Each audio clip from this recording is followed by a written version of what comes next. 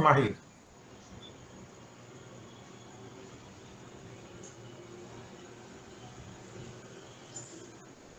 Maria, está desligado seu microfone, Maria Ângela.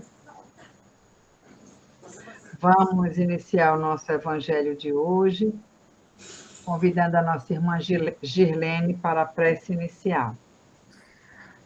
Boa noite, meus irmãos. Nesta noite tranquila de sábado, pedimos permissão, amado Mestre Jesus, irmão querido, ajuda-nos, nos guia, permita que possamos ser instrumentos de amor, que possamos levar até os nossos irmãos aqui mencionados a tranquilidade, o amor, a vossa misericórdia. Estamos gratos, Mestre Jesus, pela nossa saúde física, pela nossa saúde mental, que nos permite estarmos aqui. Estamos gratos pela saúde dos nossos familiares, dos nossos colegas. Que o amor do Senhor esteja sempre conosco, no nosso dia a dia, para com os nossos irmãos, nossos colegas, para com todos que estão conosco na caminhada. Que assim seja. Assim seja. Vamos para o nosso evangelho agora com a nossa irmã Cláudia. Por favor, Cláudia, qual é o capítulo? Capítulo 10, item 16, a indulgência. A indulgência. Espíritas. Boa noite, gente. Só um minutinho, Oi. Cláudio. Pode estar aqui para a gente? Desculpe que eu estava tentando ajeitar a câmera, mas minha câmera hoje não quer ligar. Não me pergunte por quê. Bora ver. Deixa eu ver aqui. Capítulo 10. Deixa eu ver aqui. Capítulo 10. Peraí. Item 16. Deixa agora travou um pouco. Peraí. Ah, e agora eu saí. Meu Deus. Então, porque a gente está com pressa, né? Capítulo 10. Você vai aqui correndo aqui. Só um segundo. Pode começar, Cláudio. Assim que eu. Item 16, a indulgência é? Exatamente. Pronto, pode começar. A indulgência. Espíritas, hoje queremos vos falar da indulgência. Sentimento doce e fraternal que todo homem deve ter para com seus irmãos, mas do qual bem poucos fazem uso. A indulgência não vê os defeitos dos outros, ou se os vê, evita falar deles, divulgá-los. Ao contrário, oculta-os, a fim de que não se tornem conhecidos senão dela unicamente. E se a malevolência os descobre, tem sempre uma desculpa à mão para os disfarçar, isto é, uma desculpa plausível, séria, e não das que, com a aparência de atenuar a falta, mas a evidenciam com pérfida habilidade. A indulgência jamais se ocupa com os maus atos alheios, a menos que seja para prestar um serviço. Mas, mesmo neste caso, tenha cuidado de os atenuar tanto quanto possível. Não faz observações chocantes, nem tem censura nos lábios, apenas conselhos e quase sempre velados. Quando criticais, que consequência se deve tirar das vossas palavras? A de que vós que censurais, não faríeis o que reprovais, que valeis mais do que o culpado. Ó homens, quando será que julgareis os vossos próprios corações, os vossos próprios pensamentos, os vossos próprios atos, sem vos ocupardes com o que fazem vossos irmãos? Quando abrireis os vossos olhos severos apenas para vós mesmos? Sede, pois, severos para convosco, indulgentes para com os outros. Lembrai-vos daquele que julga em última instância, que vê os secretos pensamentos de cada coração e que, por conseguinte, desculpa muitas vezes as faltas que censurais, ou condenas as que desculpais porque conhece a razão de ser de todos os atos. Lembrai-vos de que vós que clamais em altas vozes, anátema, talvez tenhais cometido faltas mais graves. Sede indulgente, meus amigos, porque a indulgência atrai, acalma, ergue, ao passo que o rigor desanima, afasta e irrita. José Espírito Protetor, Bordeaux, 1863. Para mim, esse é um dos temas mais sérios. Todo evangelho é tudo muito sério. Mas esse me chama a atenção que com relação ao perdão. Para você perdoar uma pessoa, você não precisa, no momento seguinte, se tornar amigo dessa pessoa, porque ela faltou com você. Ela faltou. Então, acho que a melhor forma de você perdoar aqueles que um dia nos sentimos traídos por essas pessoas é você reconhecer que essas pessoas têm qualidades, mas também têm defeitos. É você não levantar qualquer expectativa com relação ao outro. Eu acho que é uma forma estratégica de você conseguir perdoar o outro. E eu digo por mim, não vai ser nessa encarnação que vou conseguir. Lógico que a doutrina espírita ela ameniza, ela nos dá um suporte muito bom para que a gente possa suportar as nossas próprias dores com relação ao próximo. E a gente deve prestar atenção se aquilo que fez com que o outro pudesse nos agredir, se essa coisa que objeto da agressão a gente não tem para poder agredir o nosso próximo, né? Então a gente tem que ter muita vigilância,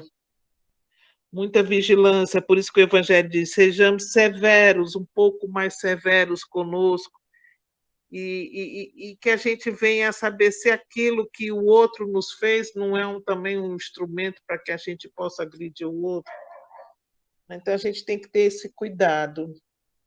Mas é principalmente isso, é você não levantar expectativas com relação a pessoas, às pessoas de um modo geral.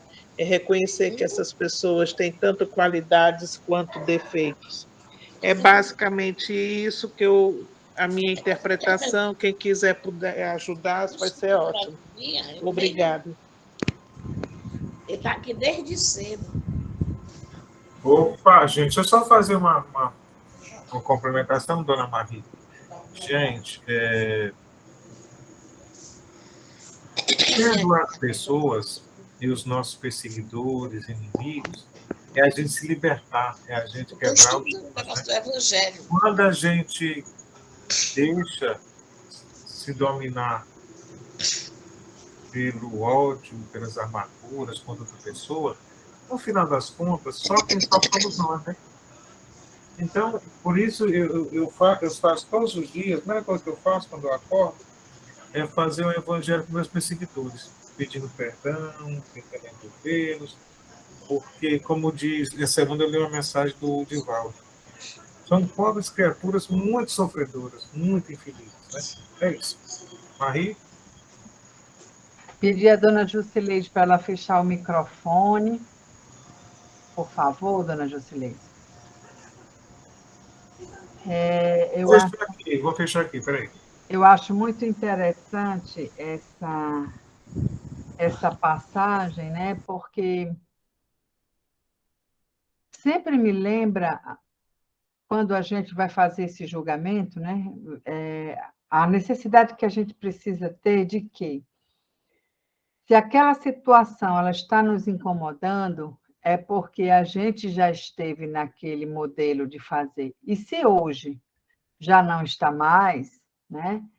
É um motivo para a gente compreender que aquele é o momento do outro ainda. Mas se a gente já sabe que aquilo não é mais o correto, né? Em vez de julgá-lo, melhor seria a gente fazer uma prece, né? Para que ele possa compreender melhor isso. Mas eu acho que a indulgência é o moto fundamental para a gente começar a exercitar o perdão, como bem falou a Cláudia, né? Vamos, então, agora para a nossa mensagem com a Raíssa, não é isso? Isso. Boa noite a todos e a todas. Vamos aqui para a nossa mensagem do livro Pão Nosso no Serviço Cristão. Porque todos devemos comparecer ante o tribunal do Cristo, para que cada um receba segundo o que tiver feito, estando no corpo o bem ou o mal. Paulo, 2ª Epístola aos Coríntios, capítulo 5, versículo 10. Não falta quem veja no Espiritismo mero campo de experimentação fenomênica, sem qualquer significação de ordem moral para as criaturas. Muitos aprendizes da consoladora doutrina, desse modo, limitam-se às investigações de laboratório ou a discussões filosóficas. É imperioso reconhecer, todavia, que há tantas categorias de homens desencarnados quantas são as dos encarnados. Entidades discutidoras, levianas, rebeldes e inconstantes transitam em toda parte. Além disso, incógnitas e problemas surgem para os habitantes dos dois planos. Em vista de semelhantes razões, os adeptos do progresso efetivo no mundo, distanciados da vida física, pugnam pelo espiritismo com Jesus, convertendo-nos o intercâmbio em fator da espiritualidade santificante. Acreditamos que não se deve atacar outro círculo de vida quando não nos encontramos interessados em melhorar a personalidade naquele em que respiramos. Não vale pesquisar recursos que não nos dignifiquem. Eis porque, para nós outros, que supomos trazer o coração acordado para a responsabilidade de viver, Espiritismo não expressa simples convicção de imortalidade. É clima de serviço e edificação. Não adianta guardar a certeza na sobrevivência da alma, além da morte, sem o preparo terrestre na direção da vida espiritual. E nesse esforço de habilitação, não dispomos de outro guia mais sábio e mais amoroso que o Cristo. Somente à luz de suas lições sublimes é possível reajustar o caminho, renovar a mente e purificar o coração. Nem tudo o que é admirável é divino, nem tudo o que é grande é respeitável, nem tudo o que é belo é santo, nem tudo o que é agradável é útil. O problema não é apenas de saber, é o de reformar-se cada um para a extensão do bem. Afeiçoemo-nos, pois, ao Evangelho sentido e vivido, compreendendo o imperativo de nossa iluminação interior, porque, segundo a palavra oportuna e sábia do apóstolo, todos devemos comparecer ante ao tribunal de Cristo, a fim de recebermos, de acordo com o que realizamos, estando no corpo, o bem ou o mal. Emmanuel. Então, mais uma vez, a nossa mensagem casa aí perfeitamente com o nosso Evangelho, né, que fala aí da questão da indulgência, do perdão, de saber que nós cometemos erros, de saber que os outros também cometem erros. E a gente, a partir disso, sabendo do modelo de Cristo, sabendo da codificação espírita, que a gente não se culpe, mas que, sobretudo, a gente corra atrás de reparar as nossas faltas, né, de não cometer os mesmos erros e de se melhorar, né, como ele traz aqui, trazer essa iluminação interior. Então, não basta apenas saber, não basta apenas saber que o Espiritismo é consolador, Cristo perdoa, que Deus perdoa, mas que a gente, no miudinho do dia a dia, procure sempre trazer essa iluminação interior.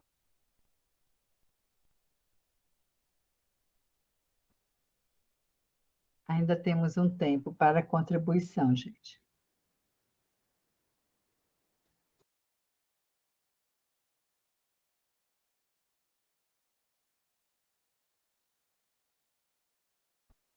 Márcia?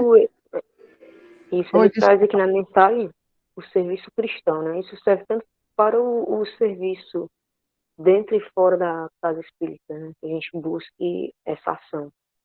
Mas se alguém complementar, fica melhor.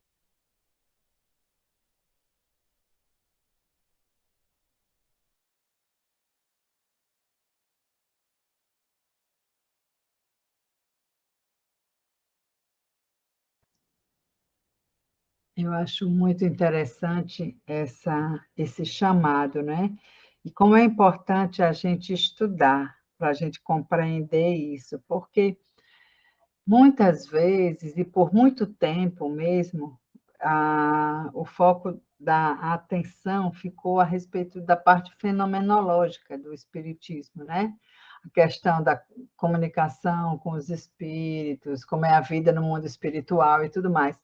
E a gente não leva em conta que o evangelho ele é um roteiro, né? Ele é um guia para a nossa transformação moral. Reconhece-se o espírita pelo esforço que ele faz para se melhorar. Então, não adianta, como a Raíssa bem colocou, a gente ficar falando, né, no prosélito, como diz a história, e não colocar isso na prática, não ser indulgente, né, não ser compreensivo, não ser caridoso, ver que o outro está precisando ali, mas, enfim, a minha necessidade em primeiro lugar. E isso é uma questão que, até no contexto ambiental, isso está muito presente. O nosso planeta sofre porque eu acho que é primeiro o meu direito, né? Se eu quiser sujar a praia, beleza, tá ótimo. Mas se não quiser, essa consciência de que a gente vive numa coletividade, e eu gosto muito de pensar nisso, que quando você mexe aqui, nós estamos numa teia energética. Então, a minha vibração aqui vai interferir lá no outro ponto. Então, é importante que a gente tenha essa dimensão de buscar a autoiluminação, né? o conhecimento para a nossa transformação moral. Mais algum comentário? Ainda temos um tempinho. Mas é interessante, por exemplo, estou no meu carro. Aí eu comi alguma coisa. Aí eu me acho no direito de fazer o quê? Jogar uma coisa pela janela. Já vi tanta coisa jogar pela janela. Aí, peraí, né? Quer dizer, eu tenho que manter meu carro limpo, né? O carro tem que ficar limpo. Mas lá eu não estou nem aí para como é que vai ficar o meio ambiente. Eu vou jogar o quê?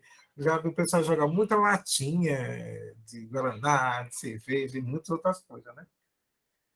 Então, isso só mostra o que o nosso egoísmo. Custava a pessoa ter uma sacolinha, botar, e depois chegar em casa, botar no local certo. Eu fiquei muito impactado desde que eu pensando nas minhas ilusões, que com essa pandemia as pessoas iam melhorar bastante, né? Mas quando eu vejo os mais ricos, o mais rico morrendo de ganhar dinheiro, e os mais pobres, rapaz, olha assim, meu Deus do céu. Aí o Haroldo viu, gente, o negócio está pior. Aí, tá pior, cada vez mais egoísta, cada vez. Eita, meu Deus. Maria, é contigo. É verdade. Parece que, com esse retorno, parece que estava todo mundo preso, amarrado, e soltou, e agora está todo mundo no desespero. Que nós tenhamos essa consciência, né? E o pior é que ele falou uma coisa, isso rapaz mesmo. Antigamente, as pessoas, quando faziam uma coisa errada, elas escondiam. O que é que está acontecendo agora? Um fenômeno depois da pandemia. A pessoa faz uma coisa errada nas redes sociais, aí você vai olhar, a pessoa aumentou foi o número de, de seguidores, né, gente? A pessoa, de repente, dobra no seguidor, você olha assim, por quê? O que é que está acontecendo com esse mundo, né? Então, o nosso mundo está muito doido, gente. Pelo amor de Deus. A gente precisa se manter no prumo. É aquela alegoria de andar em cima do trilho do trem, né? Se você olhar para onde você está pisando, dificilmente você vai se desequilibrar, mas se você ficar olhando ao redor, uma hora o pé vai escapulir e o ossinho vai bater exatamente ali no trilho, né? Então, que a gente tem esse evangelho, o evangelho de Jesus, como esse trilho, esse norte para a nossa vida. Vamos, então, para a nossa vibração.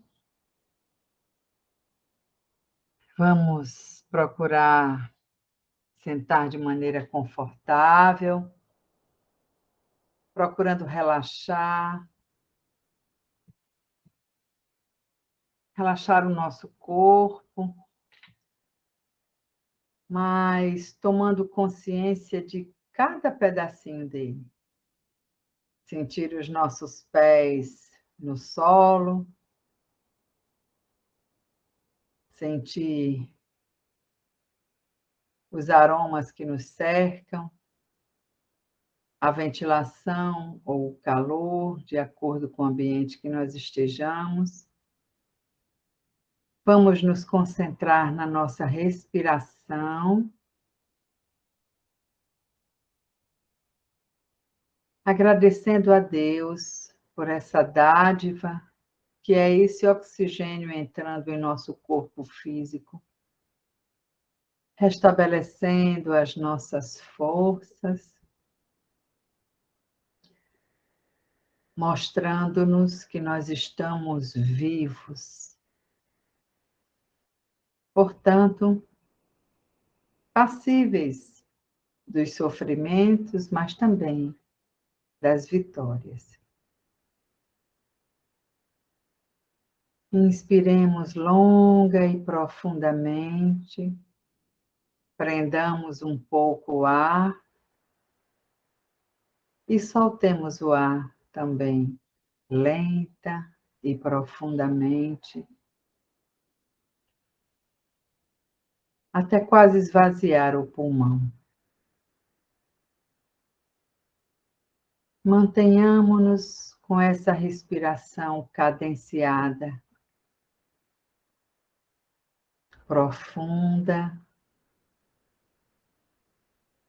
nos trazendo serenidade, e mentalizemos a figura do nosso Mestre Jesus, derramando sobre o nosso planeta as suas bênçãos, permitindo que nós possamos contar com a assistência da espiritualidade amiga que o auxilia na condução do nosso planeta. Qual vagalumes, esses espíritos circundam a nossa Terra e são atraídos pelos pensamentos serenos, amorosos, por todos aqueles que se encontram em prece, sobre a égide do nosso Mestre Jesus. E esses bons irmãos se aproximam de nós neste momento. Envolve-nos nessa energia amorosa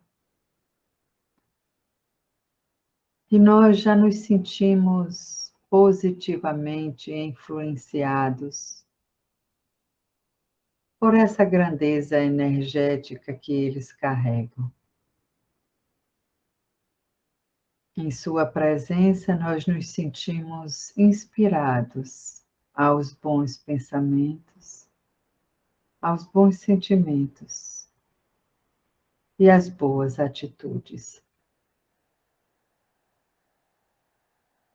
Percebemos que do nosso chakra cardíaco, uma luz começa a brotar, dada a força desses espíritos amigos. Neste momento, nós nos reunimos aos benfeitores espirituais para vibrar. Vibrar em ato caridoso por todos os irmãos que se encontram nos nossos grupos de vibração e de prece. Vibremos por todos os nossos irmãos que se encontram doentes, seja em casa, nos hospitais, nas ruas. Emanemos as nossas melhores energias dando-lhes conformação e também cedendo do nosso magnetismo para que se sintam aliviados das dores que as doenças lhes trazem. Vibremos pelos nossos irmãos que estão doentes da alma, depressivos, enfrentando síndromes de pânico, presos a viciações de todas as espécies, ansiosos, como parece ser a marca dos nossos tempos atuais. Vibremos por todos os que estão tão sufocados, que cedem a ideações suicidas. Envolvamos cada um desses cujos nomes estão nessas listas num abraço caloroso de coragem, de força e de fortalecimento de sua fé. Vibremos pelos irmãos que estão atravessando problemas diversos, seja de obsessão, seja de inadequação, seja de falta de compreensão da finalidade da nossa encarnação. Que possam também ser acolhidos e sustentados. Vibremos pelos irmãos suicidas. Emanemos as nossas vibrações amorosas de acolhimento de suas dores e também de orientação para que elevem seus pensamentos e seus corações ao nosso Pai Celestial, pedindo o amparo que certamente virá. Vibremos por nossos irmãos que desencarnaram. Que eles possam compreender a sua nova situação no mundo espiritual. Que possam também, neste momento de perturbação, quando ainda não compreendem o que se passa, entregar-se em prece ao nosso Pai Celestial. Vibremos por cada um que está neste grupo de vibração e de prece, para que se mantenham, para que nos mantenhamos firmes e constantes nesta ajuda, neste exercício diário do Evangelho, que muito mais nos sustenta do que propriamente beneficia os outros, mas que faz com que nos juntemos a todos aqueles que vibram no amor de Deus para melhorar as condições dos que estão encarnados na nossa terra. Vibremos neste momento por todos os que estão em região de guerra, onde haja ultraje aos direitos humanos, para que possam se sentir sustentados na fé e na esperança de dias melhores. Vibremos pelos líderes mundiais, para que eles tenham a consciência da importância de suas atitudes, do impacto que suas ações podem causar nas vidas de tantas pessoas,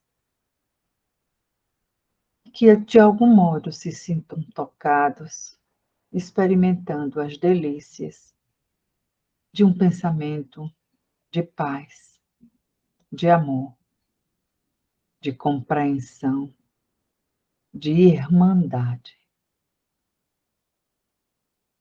Que possamos vibrar para que a centelha divina que existe no coração de cada um de nós possa se fortalecer, a fim de que lembremos-nos sempre que precisamos amar a Deus sobre todas as coisas e ao próximo como a nós mesmos. Elevemos o nosso pensamento de gratidão ao nosso Pai Celestial,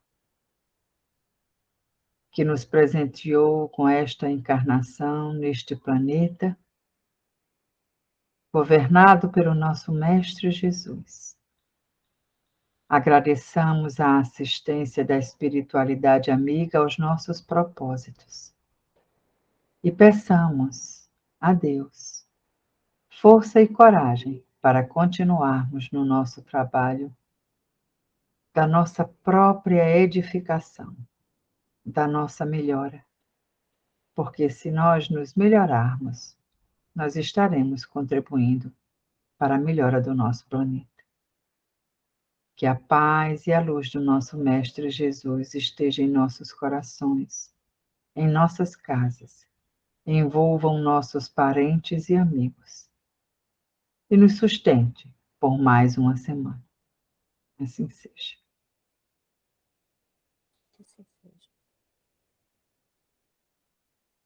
Que assim seja. Que assim seja. Uma maravilha, Mariana. Sim, seja. Obrigado a todos. Tchau, gente. Boa noite. Boa noite. Boa semana, gente. Que assim seja. Boa noite. Boa noite. Boa noite. Hoje aqui minha câmera travou, não consegui mostrar nada, mas enfim, coisa que acontece. Ei, Marie, eu vou criar aquele grupo então, viu? Vou criar lá do